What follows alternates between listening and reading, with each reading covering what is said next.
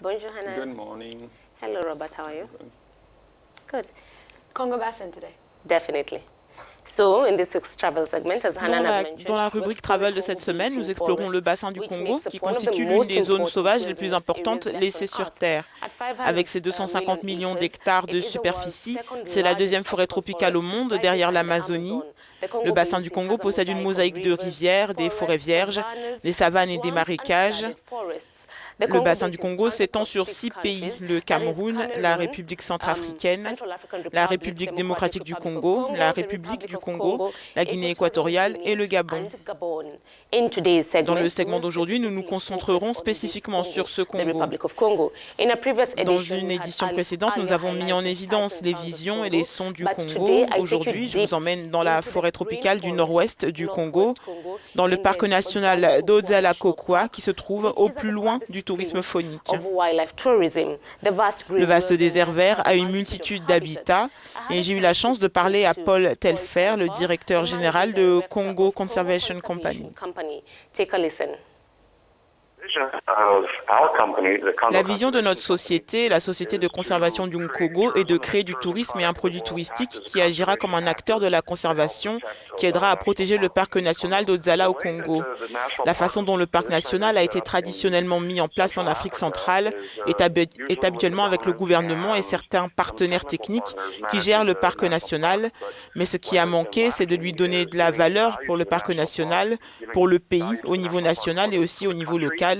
Et donc, en apportant du tourisme, nous pouvons aider à valoriser le parc en créant des emplois et en créant une nouvelle image pour le Congo.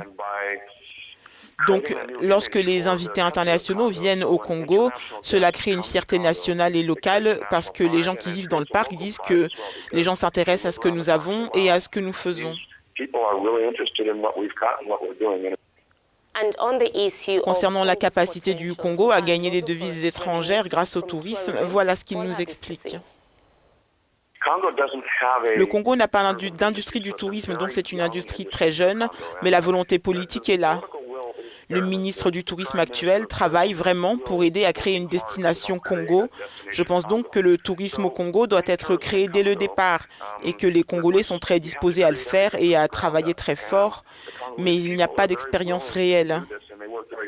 Nous devons donc commencer à former les gens sur la culture du tourisme et la manière de recevoir des invités dans les aéroports internationaux et d'être accueillis. Les Congolais sont vraiment très amicaux et très accueillants. C'est juste que l'anglais est un atout majeur pour les touristes. Il fallait que je pose la question, qu'est-ce qui différencie Odzala des autres destinations à travers le pays et le continent? Ce qui est spécial à Odzala, c'est qu'il s'agit de l'une des dernières forêts tropicales qui soit encore intacte dans le bassin du Congo.